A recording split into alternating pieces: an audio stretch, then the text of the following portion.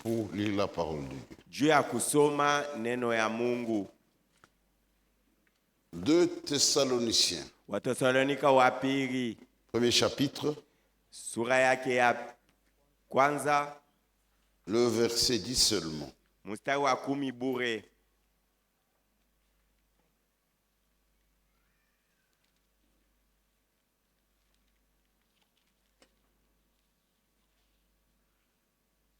Deux Thessaloniciens, Wathesalonika wa pili, le premier chapitre, sura yake ya kwanza, le verset 10. mstari yake ya 10. Lorsqu'il viendra en ce jour-là pour être glorifié dans ses saints et admiré par tous ceux qui auront cru. Wakati atakapokuja mwile siku juu apate kutukuzwa na watakatifu bake na wapate kumshangilia bali bote walipomwamini. Seigneur Dieu, merci Bwana Mungu, asante pour cette portion de la parole que nous venons de lire. juu ya hii sehemu ya neno tunatoka mkusoma. Nous sommes devant ta face. Tuko mbele yako, Nous attendons à toi. tunakutumainia weye. Parle-nous, Seigneur, Sema nasi Bwana et instruis-nous dans tes voies. na utufundishe katika njia zako. Toi qui connais mieux que moi Wewe kujua mzuri la kunishindia faim et la soif de l'Église. njaa na kiu ya kanisa. Accorde-moi ce matin Hii asubuhi nipatishie de paroles de grâce maneno ya et neema de vérité na ukweli pour l'édification du corps de ya Christ. kujengwa kwa mwili ya Kristo. Nous nous attendons à toi. Tunakutumainia Et wewe nous avons l'assurance na tuko na hakikisho que tout sera fait ya kwa yote pour ta itafanyika gloire juu ya utukufu et yako pour notre na préparation. juu ya kujitayarisha kwetu. Nous avons ici demandé avec foi Tunaomba hivi na imani et au nom de notre na Seigneur ni mujina ya Bwana wetu et Sauveur na Jésus-Christ. Mwokozi Yesu Kristo. Amen. Amina. Nous commençons un sujet aujourd'hui. Leo tutaanza kichwa ya mahubiri. Je pourrais le terminer dimanche prochain, Dieu voulant. Ikipendeza Mungu taimalize hii yenge kuna kuya. Le thème, Kichwa ya mahubiri: quand le Seigneur reviendra, wakati Bwana atakapokuya il se glorifiera dans le sien. atajitukuzaka ndani ya bake. On va exploiter la chose Tutaingia mupana ya hii mambo. parce que nous estimons que cela nous concerne. Tunaona sasa hii mambo ni yetu shie.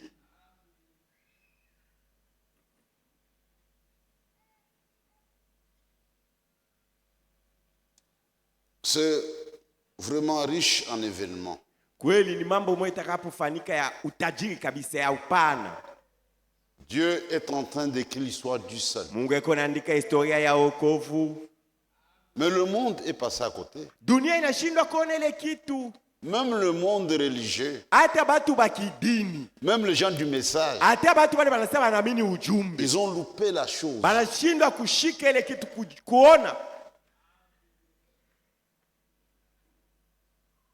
Aujourd'hui, l'actualité, Leo mambo habari ya leo dans le royaume de Dieu, mfalme ya Mungu c'est le retour du ni Seigneur. mambo ya kurudi kwa Bwana.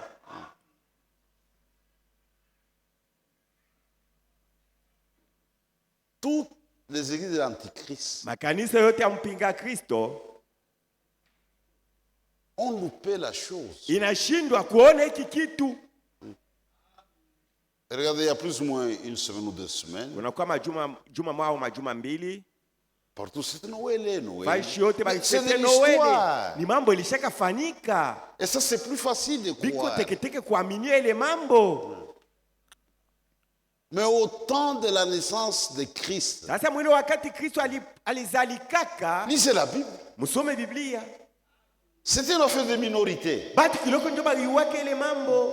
Des gens sans instruction, Bale basho kujifunza des hata bergers. bachungaji. Le monde religieux était dans l'ignorance. Batu ya kidini abakujuwaka ile mambo. Regardez avec le mage à Jérusalem. Muone bale mamajusi wakati walipofika Quand ils ont Yerusalemu, déclaré, wakati waliposema nous venons de très loin, tunatokea mbali le sana, Messie est sur la terre, Masia anesha zalika nous kwa avons son dunia. étoile. Tunaona nyota yake.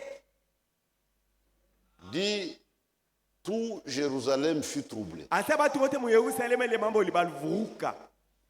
Et aujourd'hui, c'est la même chose. Leo ni mambo moya moya tena.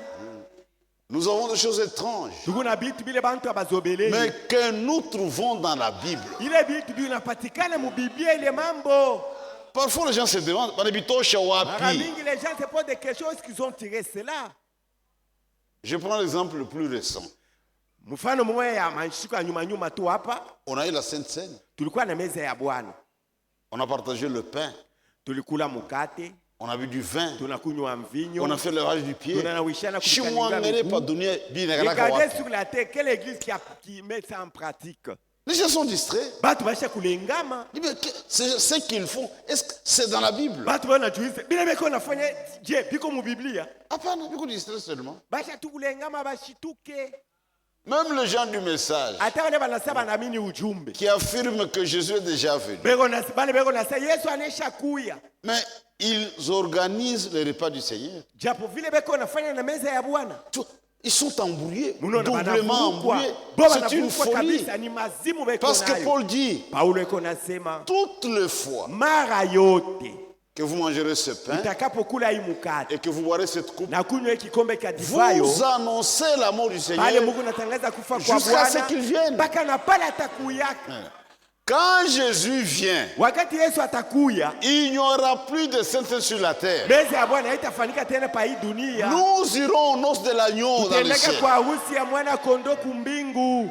Jésus est déjà venu. Mungu nasema Yesu Vous aneshakuya. participez à la Sainte Seine. Mungu nafanya meza ya Bwana. Ce n'est pas cohérent. Abipatane. C'est une folie, Ile ça. Mungu nafanya ni majimu sasa.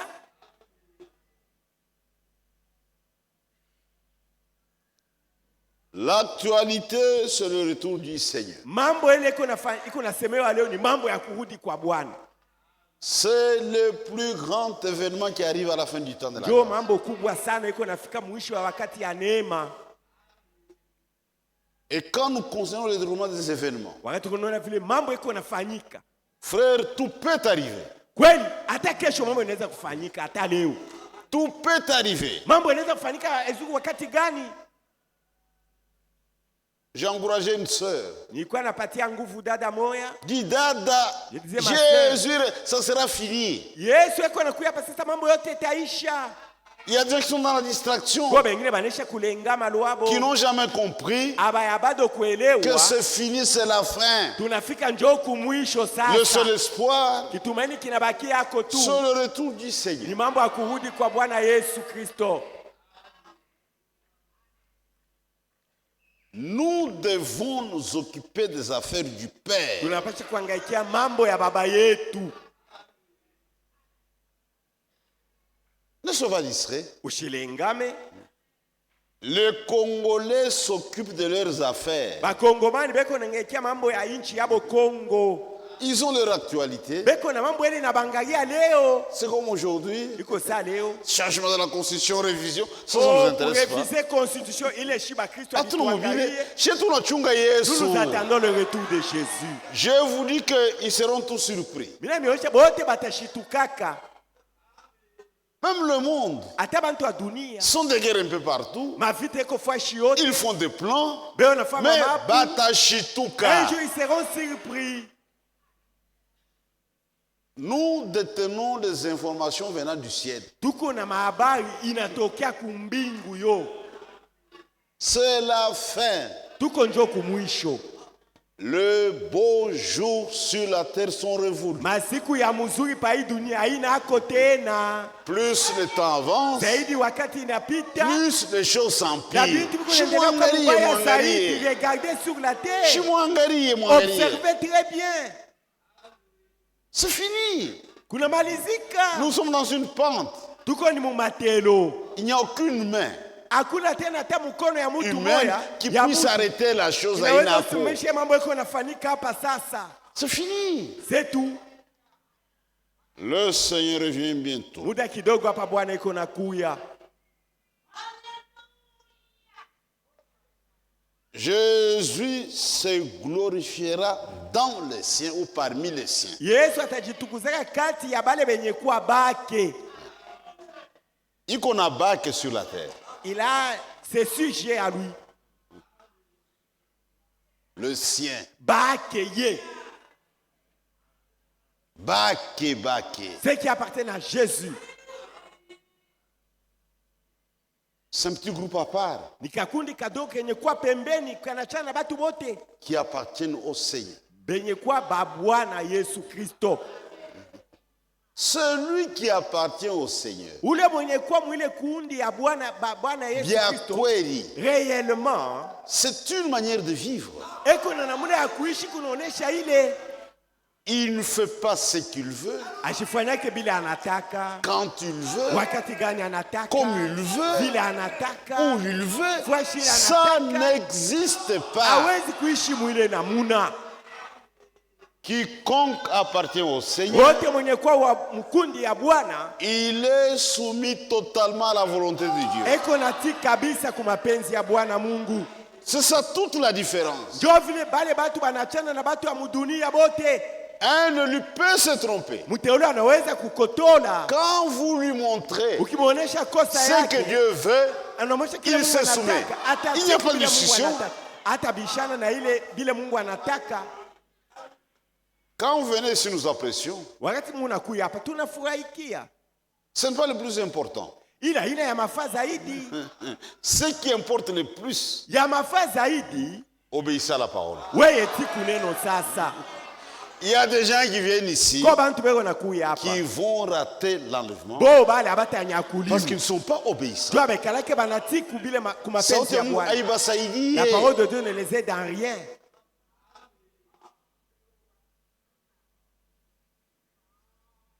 Le vrai bénéficiaire de la parole, mais il tire des profits dans la parole de Dieu. Je vous donne un exemple facile. Avec la parole, Jésus nous a donné la paix. Même sans argent, je vous donne ma paix. Jésus nous a sauvés. Nous avons des choses.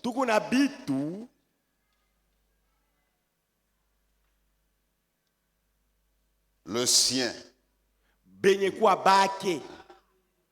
a un cantique. C'est bien. Est-ce que bien qu'on croit Jésus? Pour Jésus. Regarde votre comportement. L'esprit de l'âge vous a déjà saisi.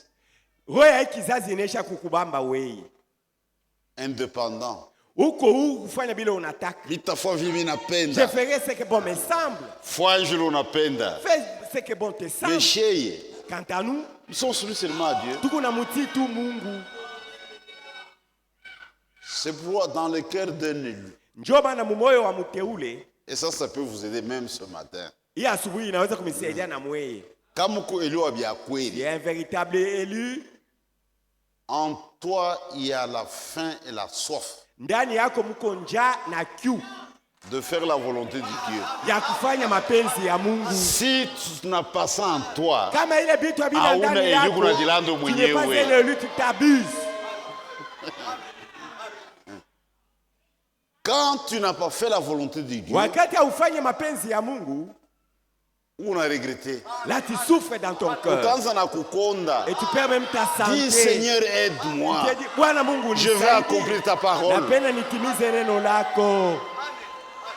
Jésus disait, ma nourriture est de faire la volonté de celui qui m'a envoyé. Comment tu brises la parole de Dieu? Et tu n'as même pas de remords. Votre conscience est déjà morte. Un élu, quand il a brisé, il devient malade. Il perd la joie du salut. Regardez David. Avec son adultère. Mais il a perdu la joie du salut. Tu as été à l'hôtel avec une prostituée samedi soir. Dimanche, tu es avec nous. Tu n'as jamais arrangé avec la femme. Ou les autres frères. Je crois candidat à la mort. Candidat à la mort. Tu as trompé ta femme. Unadanganya mke wako. Ça fait une année. Kunapita na mwaka 2 ans. Miaka mbili. À réparer. Tu ne répares même pas ça. C'est quel genre d'homme?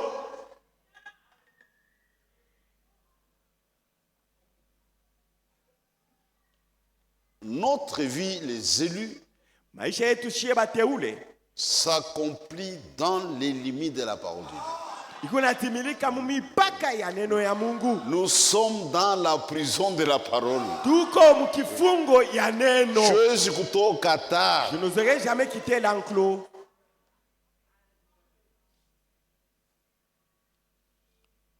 Il y a 2 choses à considérer.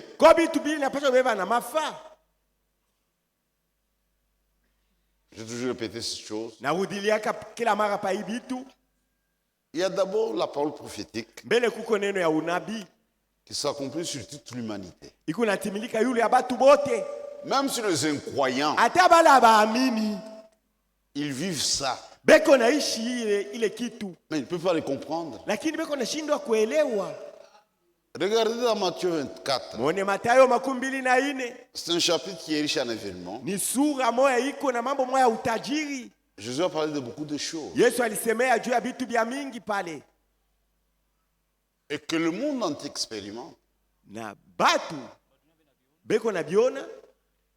Je prends par exemple le bruit des guerres. Vous entendez parler de bruit des guerres. Aujourd'hui, le monde est rempli de violence. Ce que sur les informations, les 3/4 d'informations ne parlent que de guerre. C'est l'esprit de l'âge.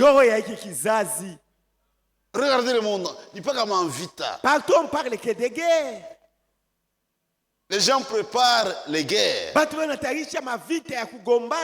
Nous sommes dans la jungle. C'est la loi du plus fort. C'est l'esprit de l'âge. Une nation se lèvera contre une autre nation. Même s'il n'y a pas de raison, c'est un esprit. Il y a un vite à ton vite. Et nous voyons ça.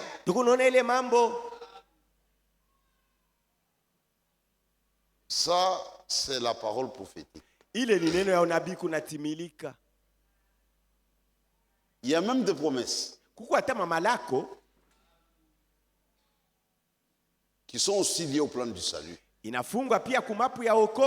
C'est-à-dire, ces promesses-là, même si vous ne croyez pas, Dieu les accomplit. Mungu ataitimiza tu. Ataka munakatala. Même si tu rejettes ça, il accomplir. Dieu accomplira ça. Dieu n'a pas besoin de votre foi. Mungu ana lazima ya imani yako wewe. C'est comme je vous enverrai Élie les prophètes. Même si le monde refuse, Dieu envoie Élie les prophètes.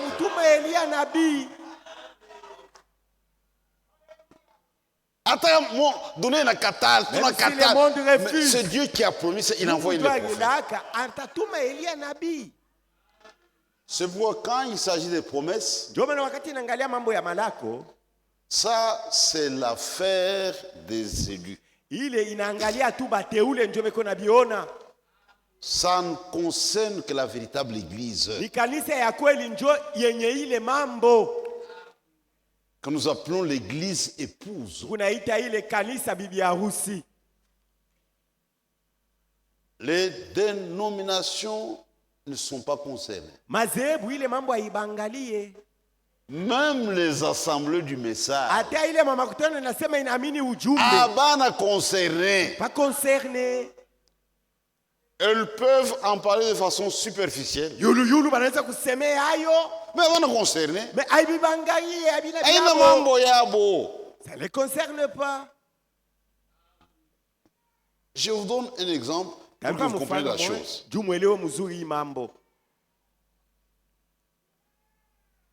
Dieu donne une promesse dans Matthieu 24, le verset 14. Il dit l'évangile du royaume sera prêché dans le monde entier.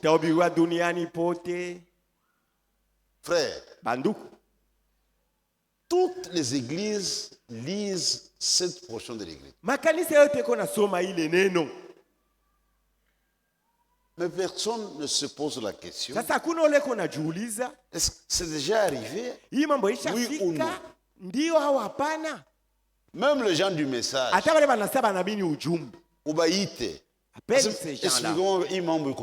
Comment est-ce que c'est déjà accompli, oui ou non? Sois ignorant. Ils ignorent ça. Mais Dieu parle d'un ministère mondial. Dans le monde entier. Donc c'est une action que le monde peut voir. Donc c'est des portées mondiales. Comment ça a échappé aux gens? Quand Dieu agit, il agit seulement dans la simplicité. C'est ça la pierre d'achoppement.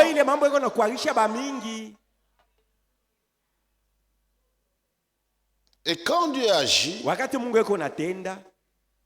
il attire ou il réveille l'esprit de ses élus. Les autres,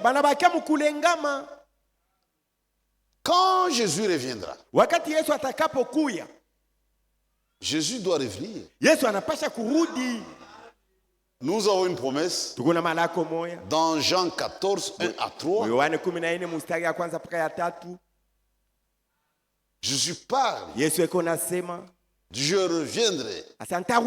Je vous prendrai. Si ce n'était pas, je vous l'aurais dit.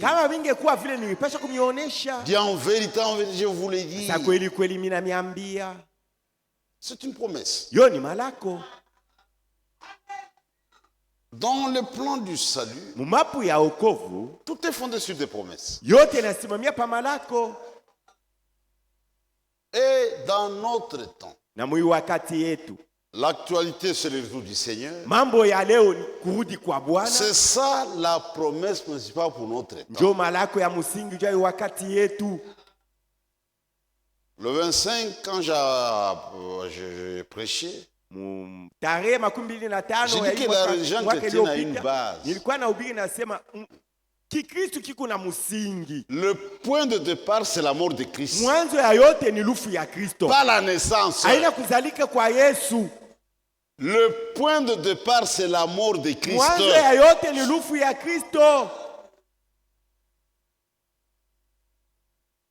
Sa mise au tombeau, sa résurrection et son retour. Aujourd'hui, la véritable église attend le retour du Seigneur. Et la véritable église vivra le retour du Seigneur. Mes frères et mes sœurs, Dieu nous a honorés. Nous verrons le retour du Seigneur. C'est pour bientôt. C'est pour bientôt. C'est la fin. Jésus revient bientôt.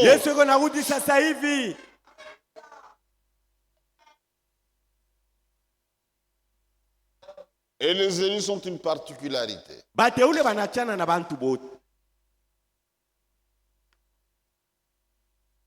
Quand Dieu fait une promesse, tout le monde peut la lire. Mais le temps le plus dangereux, c'est le temps de l'accomplissement de la promesse. C'est le temps le plus dangereux. Il faut être élu pour voir l'accomplissement de la promesse. Et beaucoup passent toujours à côté. Regardez pour tout l'Ancien Testament. La promesse principale, c'était que le Messie viendrait. C'est ça la promesse principale pour tout l'Ancien Testament. Dieu a envoyé des prophètes qui ont parlé du Messie sous forme d'ombre, de types. Frère, même le plus petit détail était réglé. Ata kanuta kadogo kalitimizwa. Même la ville. Ata mji yenyewe ilisemewa. De naissance du Messie. Mule Masia alipasha kuzalika. Ce détail était réglé. Balisema ile mji jina yayo. Et toi Bethléem. We Bethléem. De toi naîtra. Kwako ndio kutazalika. Il y avait tous les détails. Mambo yote ya upande. Et pendant 4000 ans. Kadiri ya miaka 1000. Dieu a instruit sur ce sujet. Mungu alifundisha Israeli juu kuya. Ils avaient leurs théologiens, leurs rabbins, mais le temps de l'accomplissement arrive. Ils continuent avec leur service religieux dans les temples. Dieu écrivait avec des bergers là en brousse.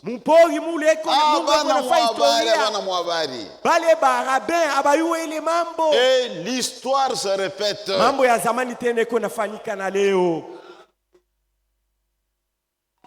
Donc, les promesses de Dieu, ça, c'est l'affaire de l'épouse, église épouse. Pas les gens du message. Non, non, non. Enlevez cela de votre tête.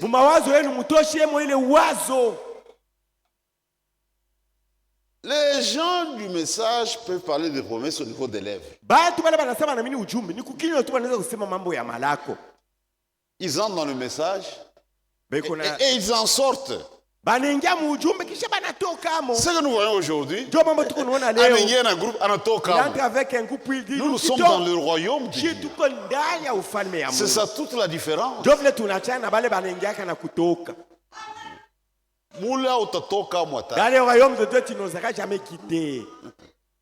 Regardez avec Israël. Dans sa marche. Ils étaient en Égypte. Première étape, désert. La sortie, ils se trouvent au désert de Jérusalem. C'était pratiquement impossible de retourner en Égypte. Si tu es là pour mourir, tu mourras au désert. Parce que pour arriver au désert, Dieu avait opéré un miracle. Il avait coupé les eaux en deux. À couper les ponts. Même si tu voulais rentrer à Otarugia, ou tu fuis au désert. Tu mourras toujours au désert. Mais la troisième étape, c'était le pays promis. Et pour l'atteindre, il y avait le Jourdain. Dieu a opéré un miracle. Retour du coin impossible. Retourner au désert, c'était difficile, impossible. Et quand on est baptisé du Saint-Esprit, nous sommes scellés jusqu'au jour de la rédemption. Comment quelqu'un croit en plus Saint-Esprit dans le monde? Il avait seulement l'onction, pas le véritable serment. On est scellé jusqu'au jour de la rédemption.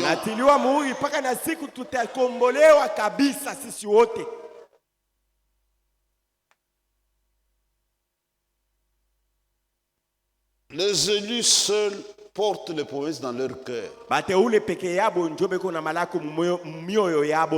Les autres sont au niveau des lèvres. Il y a un prophète, un messager. Il n'y a rien comme promesse. Dans son cœur, et quand vous avez ça au niveau des lèvres, cela s'appelle une fausse adoration. Ce peuple m'honore des lèvres, mais son cœur est éloigné de moi. Regarde bien ton cœur. Vous savez, aujourd'hui, même ici nous souffrons beaucoup. Quand quelqu'un est faux dans son cœur, je vais vous donner un exemple. Quelqu'un peut avoir un projet unique dans son cœur. Comment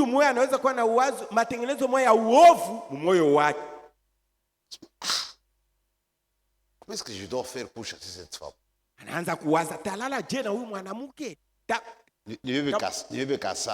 Comment dois-je répudier la femme ignore tout.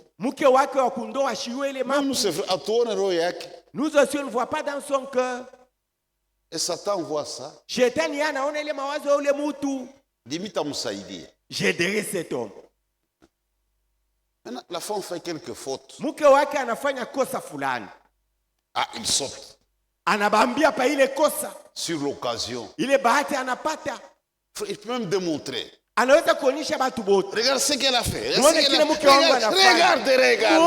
Regardez. Donc, basi juu ya ile, nous les hommes, nous pouvons le justifier. Shiba tunaweza sema kuna sheria. Ah, oui, frère, cet homme réellement souffre. Hein? Mais Dieu qui connaît son cœur. Mungu mwenye kufahamu moyo wa ule mtu. Atamujije. Tu voulais ça dans ton cœur. Tu voulais seulement une occasion. Quand tu l'as eu, tu es sauté sur l'occasion. Est-ce que vous comprenez? Le Dieu que nous servons, il juge même le sentiment du cœur.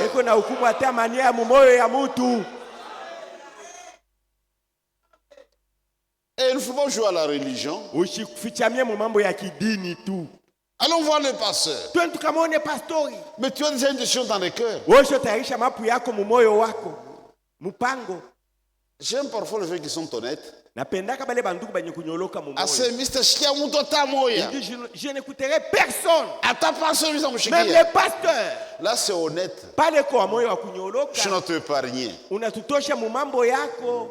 Vous venez au bureau. Nous parlons pendant 4 heures. Et à la fin, tu campes dans tes positions.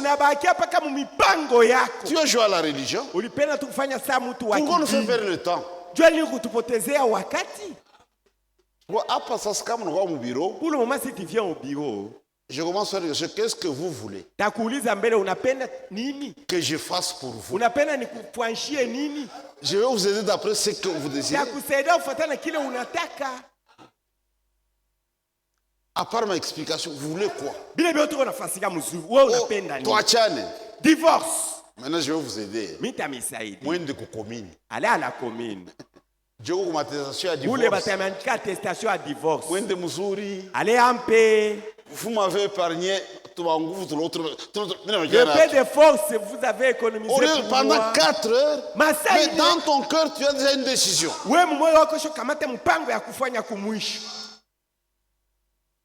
Un chrétien, il est dans son cœur. Les promesses de Dieu, c'est dans le cœur. Pas au niveau des lèvres. Je t'aime, je t'aime. Est-ce que tu l'aimes dans ton cœur?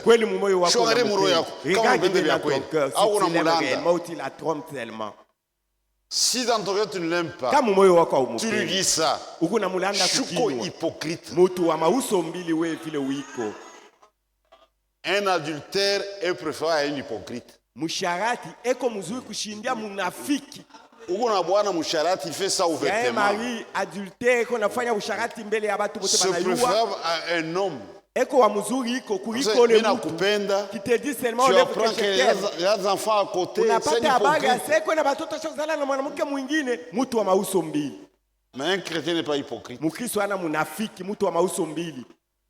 Donc les élus sont seuls concernés. Bateule imalako ni yabo bo peke yabo.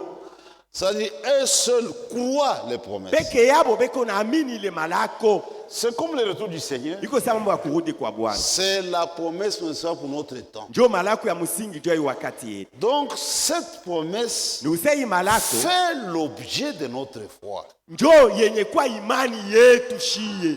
Nous croyons. Tunaamini. Il y a des gens qui pensent que Jésus reviendra. Nous croyons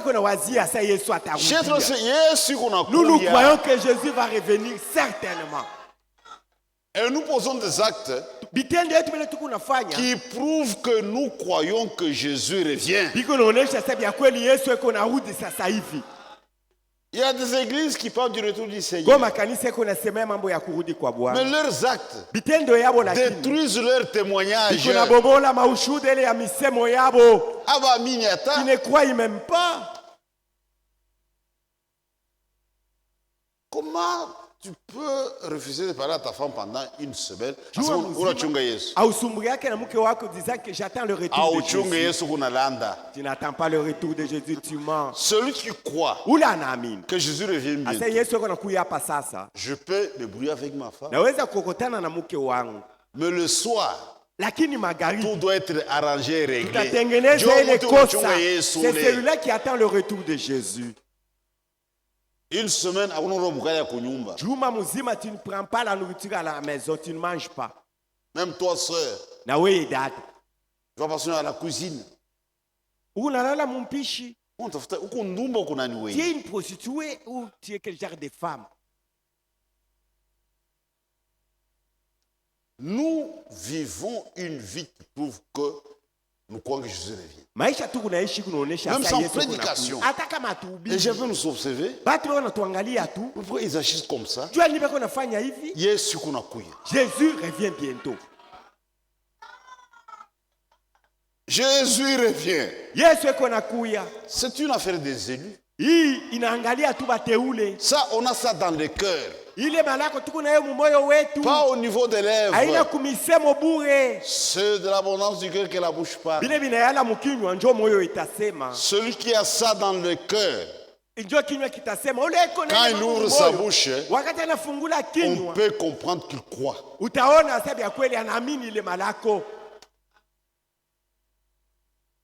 Mais vous jouez à la religion. Vous vous amusez. Vous serez surpris.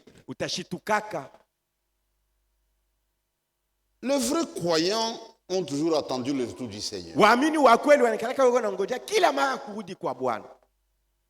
Et à travers tous les âges, tous les vrais croyants attendaient cela. Remarquez que déjà au premier âge, nos frères se saluaient en disant Maranatha. Le Seigneur vient bientôt. Ils attendaient de tout leur cœur. D'après l'histoire, quelqu'un a écrit sur Martin Luther, le messager à l'âge de Sardes. Dit, il allait souvent chaque matin à l'entrée de la ville pour attendre le retour du Seigneur. Déjà, moi, j'ai à Sardes. C'était une espérance vivante.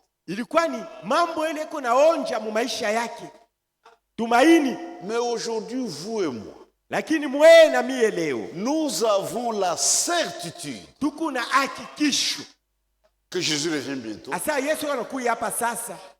Donc, pour les autres âges, Dieu n'avait pas révélé ces grandes vérités. Mais il vient dans une grande espérance. Mais à la fin, frère, nous avons la certitude. Toutes les promesses qui entourent le retour du Seigneur, tout accomplissement. Regardez frère Branham alors qu'il était encore en vie. Quand Dieu a permis qu'il voyage un peu partout pour porter ce message. Parce que le message a été apporté par frère Branham. Mais lui, il l'a transporté pour l'amener dans le monde entier. Quand il a vu seulement ça, il dit Seigneur, maintenant, tu peux laisser tous ces s'en aller. Parce que les yeux ont vu l'accomplissement de la parole. Nous avons la certitude. C'était le signe. Quand vous voyez ça, c'est la fin.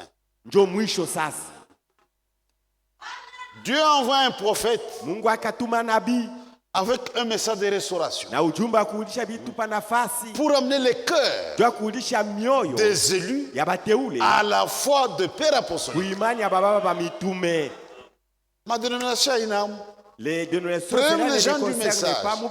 Quand vous leur dites le message de l'heure, c'est le retour à la parole, ils refusent ça.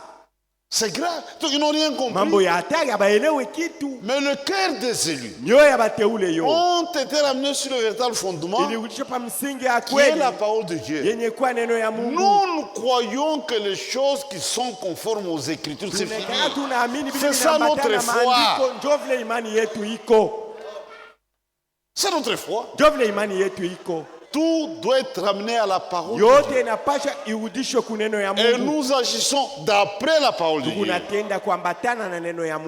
Personne au milieu de nous n'est au-dessus de la parole de Dieu. Frère Branham est sous la parole de Dieu. Franck sous la parole de Dieu. Tous les prédicateurs sous la parole de Dieu. L'église entière sous la parole de Dieu.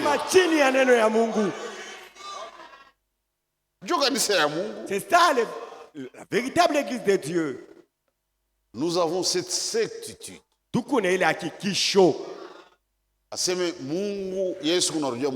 Disant que Jésus revient bientôt dans cette génération. Beaucoup parlent du retour.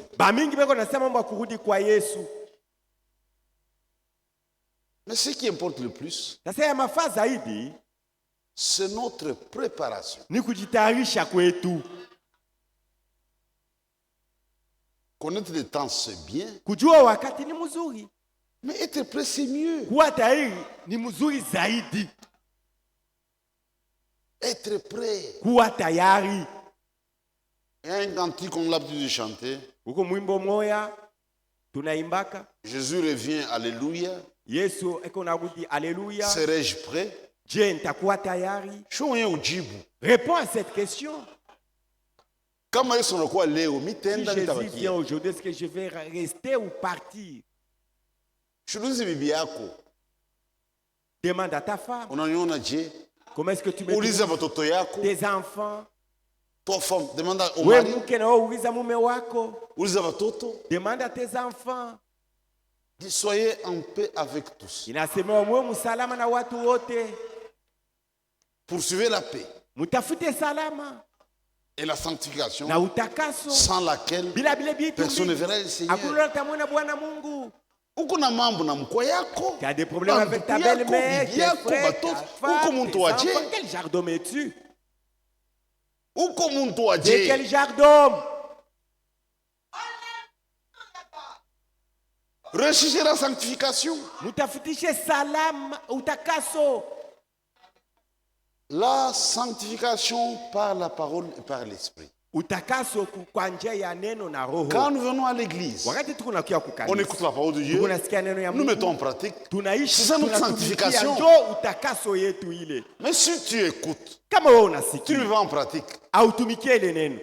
Mais tu annules ta sanctification. Sanctifie-les par ta parole. Ta parole est la vérité. Seule la vérité sanctifie. Un mensonge ne sanctifie personne. Le fausse doctrine suit les âmes. Il n'y a pas de sanctification dans des fausses doctrines. C'est zéro. Et nous sommes des privilégiés. Nous écoutons la vérité. Mettons cela en pratique. Ça, c'est toi, ce n'est pas Dieu. L'obéissance, c'est toi. Dieu ne viendra pas obéir à ta place. Tu dois obéir. C'est toi d'obéir à la parole de Dieu. Commencez par justifier Dieu. Ce que tu as dit, c'est la vérité. Mais moi, je suis vendu au péché. Seigneur, tu as raison.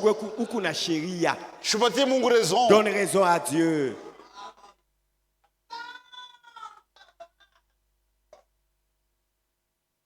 C'est pourquoi dans Apocalypse 19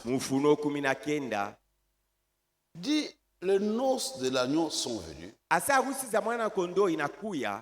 Et son épouse s'est préparée. Pas les assemblées du message. Son époux. C'est quiconque fait partie de l'époux. Il est en train d'expliquer une chose qui s'appelle la préparation. C'est ça notre obsession. Notre préparation.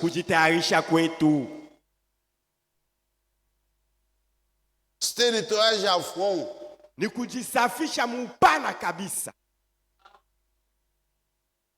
Le lavage par les eaux de la parole de Dieu. Et ça se passe maintenant. Il y a des gens qui sont dans la distraction.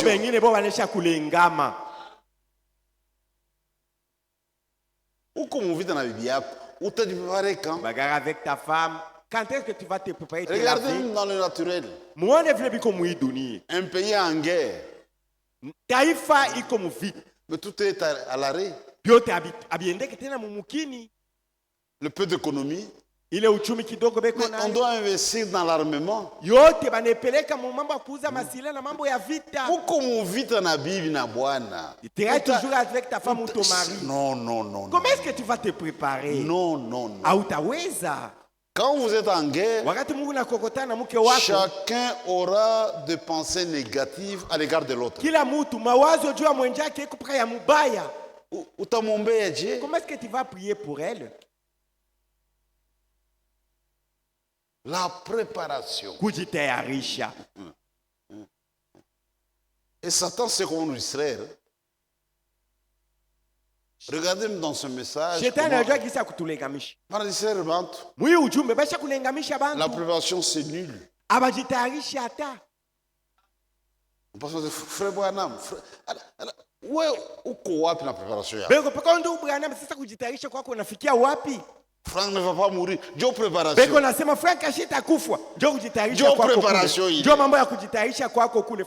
Ça importe peu. Le plus important, c'est notre préparation. Jésus revient bientôt.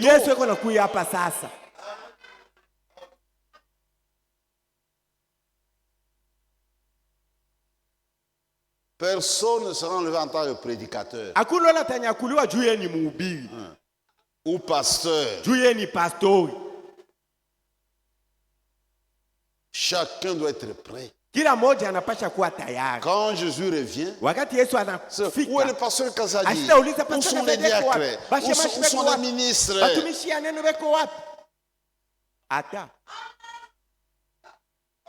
Le vierge qui était prête entrèrent dans la salle de noces. Mais regarde le vierge sage. Ils ont compris l'importance de la chose en retard. Dieu nous avertit. Dieu réveille notre esprit. Mais prenez la chose à cœur. Où est-ce que tu te trouves maintenant avec ta préparation? Vous êtes dans la distraction. Des choses inutiles. Les femmes, la boisson. Jésus revient bientôt. Tu ne payes pas de dettes. Même les dettes. Tu ne devais rien à personne. Il y a même des frères méchants. Il a un peu de moyens. Mais il ne veut pas payer les dettes. Si vous imaginez, que tu iras avec des dettes, tu seras enlevé n'ayant des dettes. Tu ne seras jamais enlevé. Toi déjà enlevé, non mon frère. Mettons chaque chose en ordre. Si j'ai des dettes sans moyens, je crierai auprès de Dieu. Dieu, viens-moi en aide. Donne-moi des moyens. Dieu me donne un peu de moyens. Je paierai même une partie. Comment toi un frère? On a donné à $500. La dette c'est $500. Ça fait 10 ans. Alors il va à $10. Il n'a jamais même payé $10. Ça c'est la mauvaise volonté.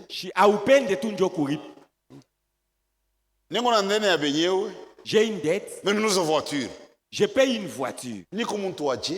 Quel genre d'homme?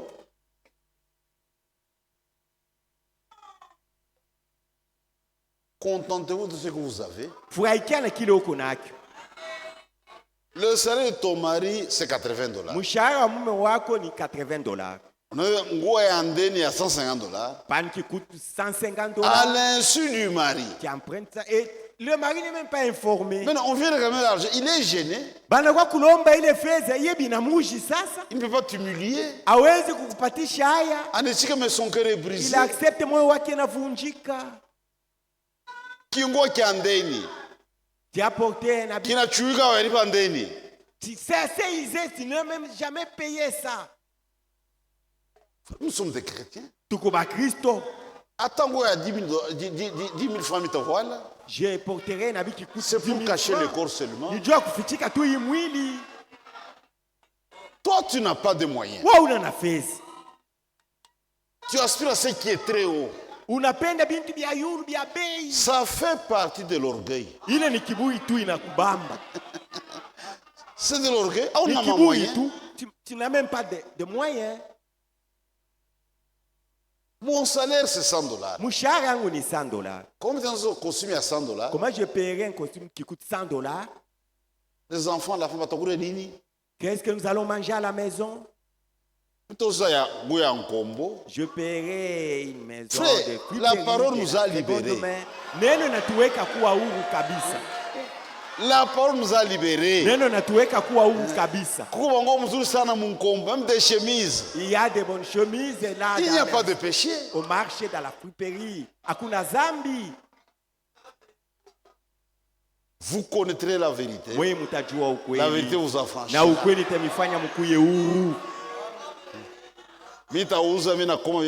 paye, je repasse et je porte ça.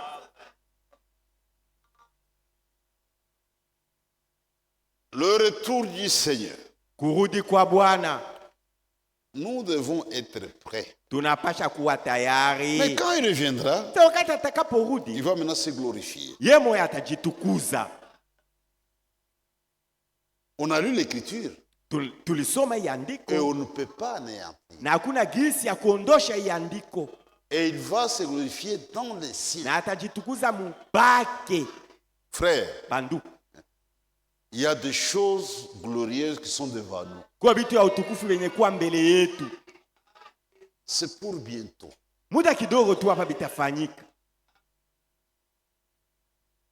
Frère Franck écrit. Dieu glorifie la réalisation du plan du salut et son achèvement. Dieu n'a jamais glorifié un homme. C'est pourquoi aujourd'hui, tous ceux qui glorifient des hommes, même le branamiste, c'est une onction démoniaque. Le Saint-Esprit ne glorifie que Jésus-Christ. Ce que je disais, quand le Saint-Esprit viendra, il va me glorifier. Tout homme rempli du Saint-Esprit ne glorifie que le Seigneur Jésus-Christ. Comment dans une église, quand on suit le Branham, les gens sont en gloire à Dieu. Ce n'est pas Dieu. C'est le diable qui agit qu'on attenda. Le Saint-Esprit de la Bible ne glorifie que Jésus. Frère, on dans sa vie. Une fois que c'est une femme. Dis Branham. Tu vantes trop Jésus. Branham a répliqué. Si je dois aller en enfer pour avoir vanté trop Jésus, j'irai avec joie.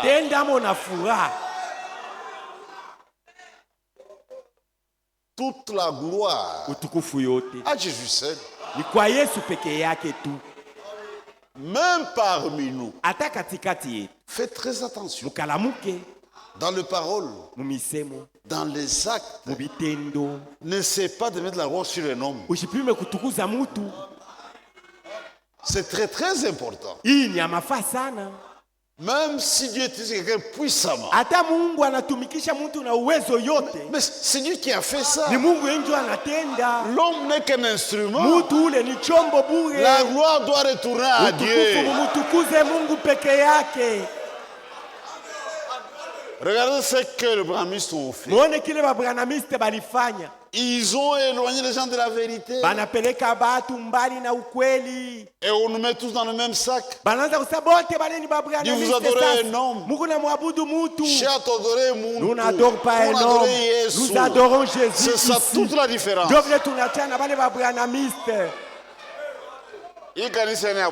Cette église n'est pas l'église de Branham. C'est l'église de Jésus-Christ. La véritable église, le chef c'est Jésus-Christ. Et Jésus-Christ est la parole de Dieu.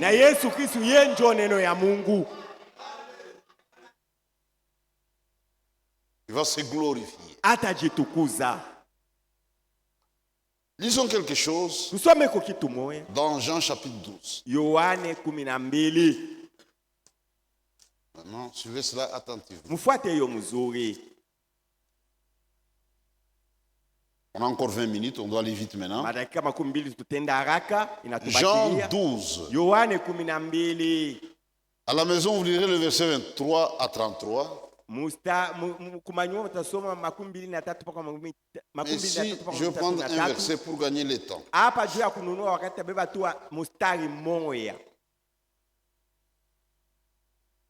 C'est le verset 28.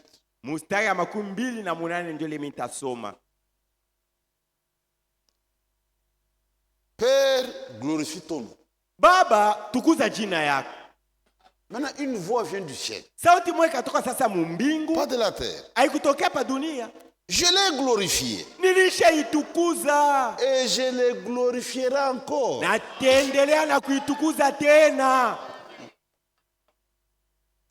D'abord, dans le présent, je l'ai glorifié. Maintenant, le futur, je le glorifierai encore.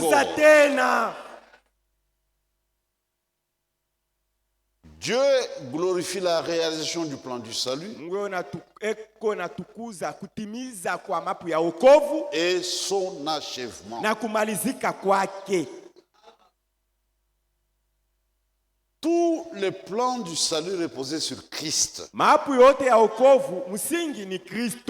sur un prophète. Regardez au verset 23 du chapitre 12.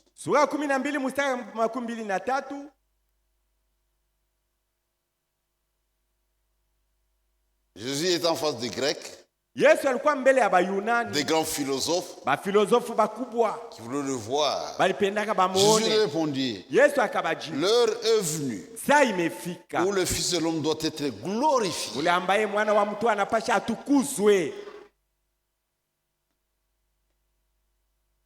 Et il parle de sa mort. En vérité, je vous l'ai dit. Si le grain de blé qui est tombé en terre ne meurt, il reste seul.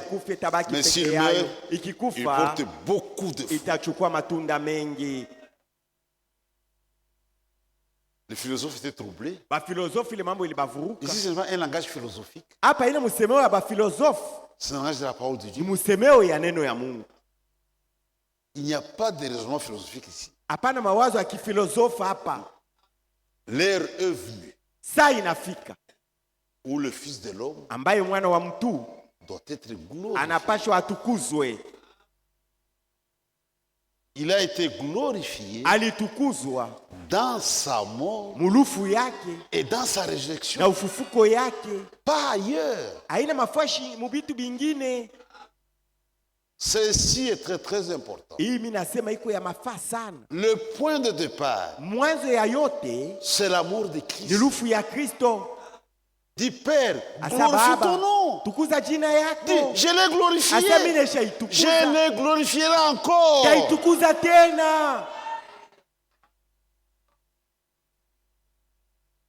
Une heure plus importante avait sonné. L'heure de la glorification du roi ou du fils de l'homme. Par sa mort et par sa résurrection. Le plan du salut reposait sur Christ. Et il a été glorifié au calvaire. Père, tout est accompli.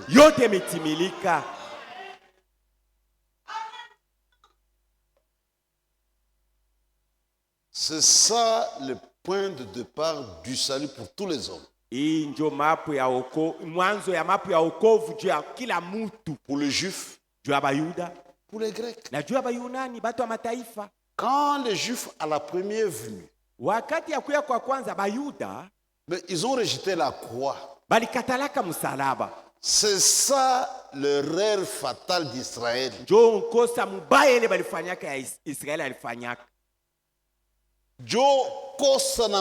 C'est ça l'incrédulité. Mais nous savons qu'ils l'ont fait par aveuglement.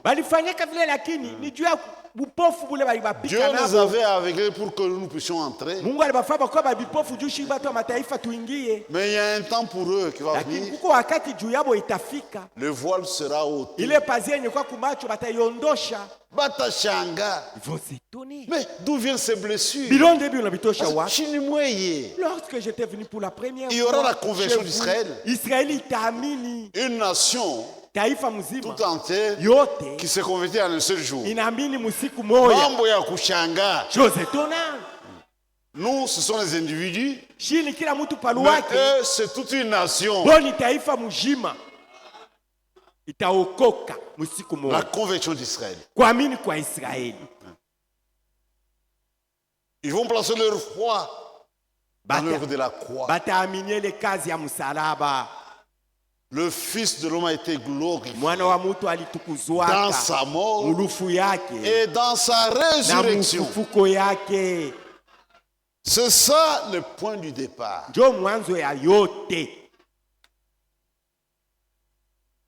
Aujourd'hui, quand nous prêchons, nous pouvons mentionner des hommes de Dieu ou les citer.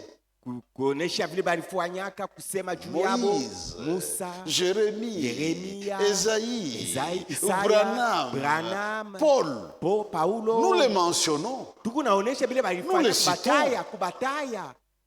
Mais le sujet de notre prédication, c'est Jésus-Christ le crucifié et le ressuscité.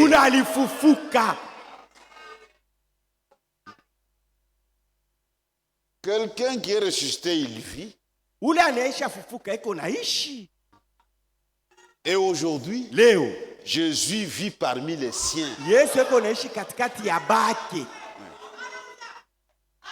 À la fin du temps de la grâce, Jésus vit parmi les siens, dans les siens. C'est le mystère. Jésus dans les hommes.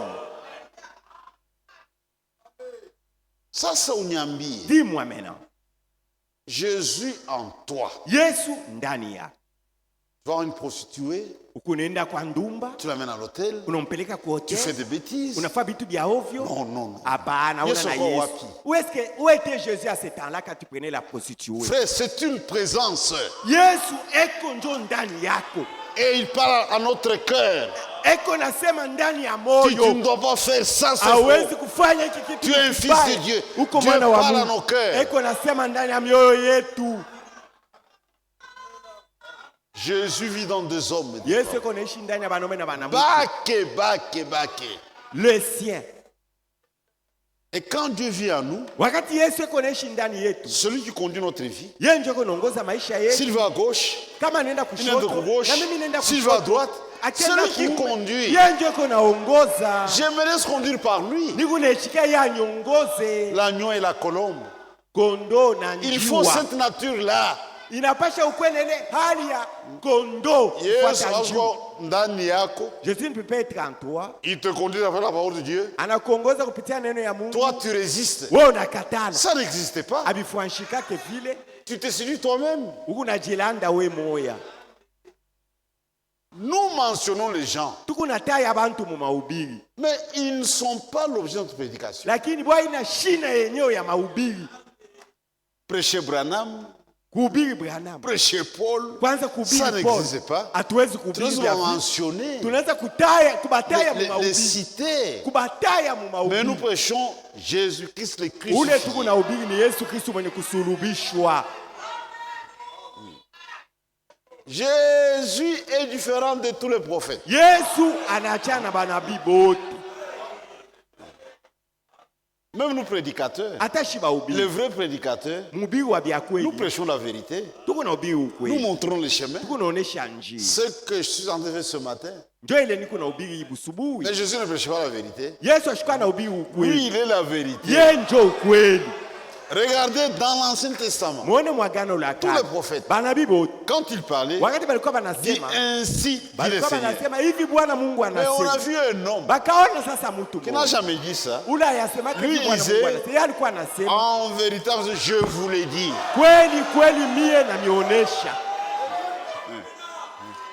Le ciel et la terre passeront. Mes paroles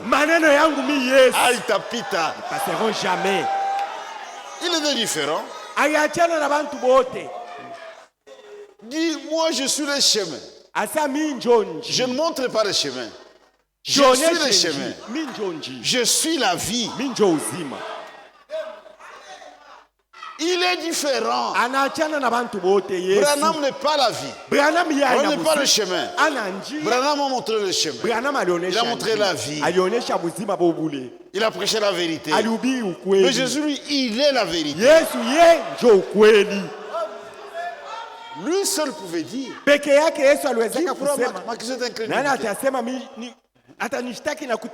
Pilate, son ennemi, dit, je ne trouve aucun crime dans cet homme.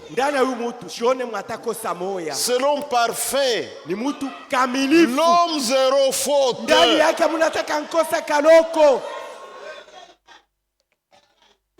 C'est pourquoi Pierre dit, dans 1 Pierre chapitre 4,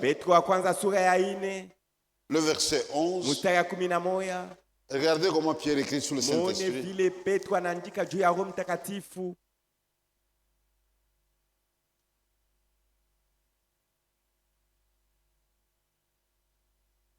1 Pierre 4,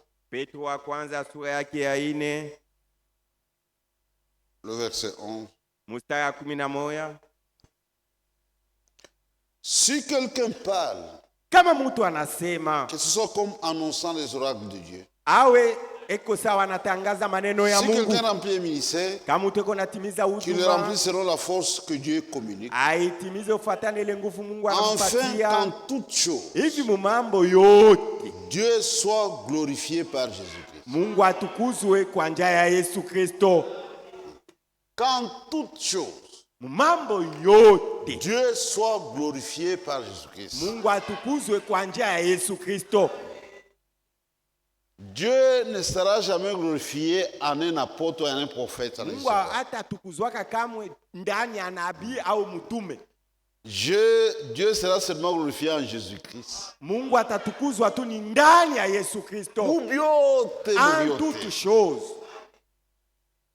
C'est une recommandation. Une mise en garde.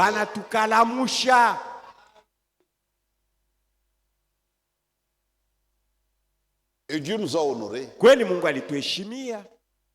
Il y a eu la réalisation du plan du salut. Lors de la crucifixion du Christ. Maintenant c'est l'achèvement. Maintenant, Dieu permet que vous et moi, nous soyons présents au temps de l'achèvement. Et au temps de l'achèvement, Dieu doit se glorifier dans les siens. Nous disons que nous sommes appelés à une autre élection. Dieu agira par vous, par moi. Frère, nous n'irons pas main vide. Avant de quitter cette terre, vers la gloire, Dieu veut que nous partageons avec lui sa gloire. Je ne sais pas si vous comprenez la chose. Avant de quitter sur cette terre, Dieu veut que vous et moi nous puissions goûter à cette chose-là. La gloire de Dieu. Regardez sur cette terre. Le pouvoir de la terre. Pour le pays, il n'y a qu'un seul président. Mais il y a des gens qui sont seulement tout autour. Il faut le cercle du pouvoir. Qui partage aussi la chose dans une faible mesure. Comment est-ce qu'il se comporte? Mais nous, ça sera la gloire de Dieu. Mubantu, frère, Mubantu. La gloire de Dieu dans les hommes. C'est une promesse. Maintenant, c'est un temps de préparation. Ce sont des vases préparés. C'est un temps de nettoyage. On doit être propre.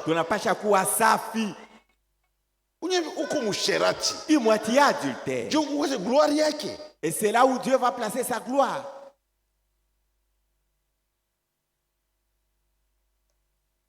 Jésus avait dit à ses disciples, vous êtes ceux qui avaient persévéré avec moi dans mes épreuves.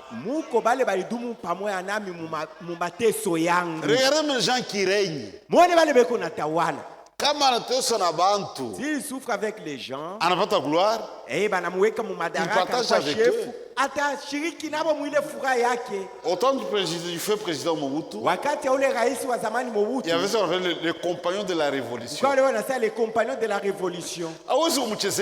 Tu ne te joueras jamais de compagnons de la révolution.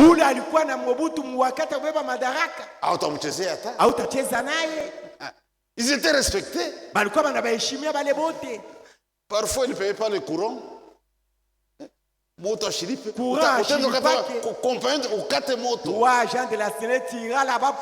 Ça n'existe pas. Ils m'ont accompagné. C'est-à-dire, aujourd'hui, sur cette terre, il y a des hommes et des femmes qui ont pris position pour Christ, pour sa parole, dans un futur très proche.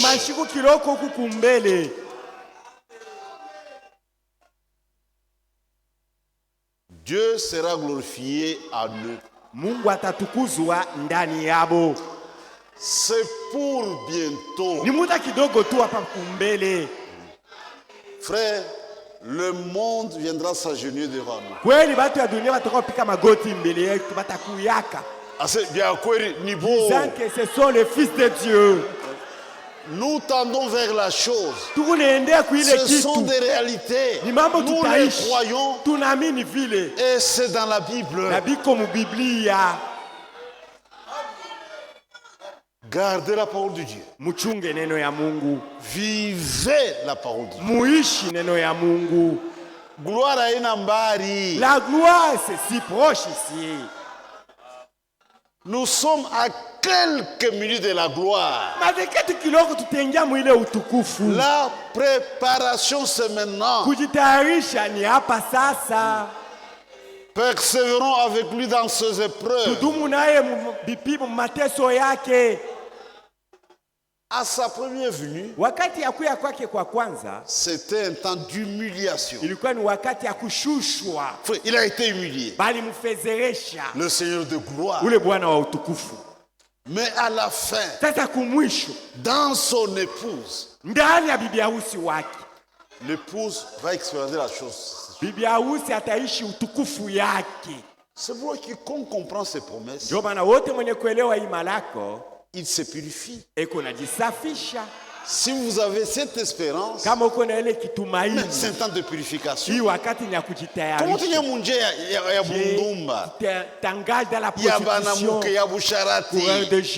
n'as rien compris.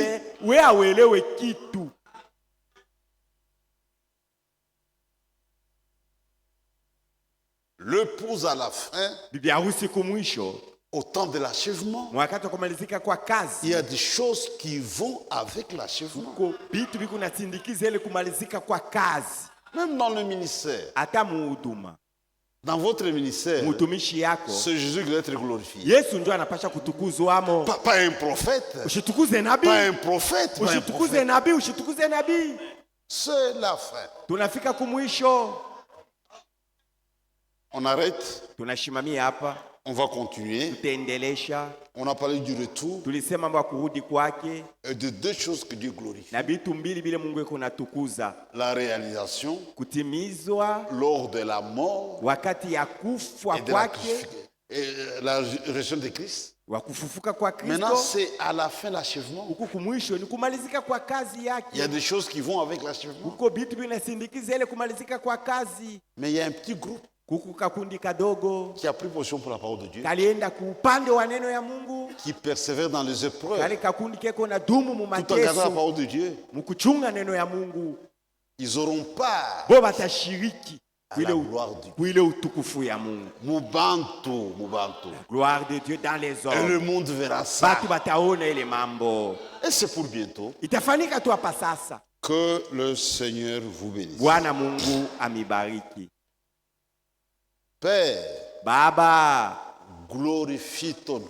Tukuza jina yako. Je l'ai glorifié. Nilishaitukuza. Jésus-Christ seul est la gloire de Dieu. Yesu Kristo peke yake ndio utukufu ya Mungu. Et le nom de Dieu na jina ya Mungu a été d'abord glorifié en Christ. Ilitukuzwa mbele ndani ya Kristo. Sasa itatukuzwa ndani ya bibi harusi. Nous allons donner gloire.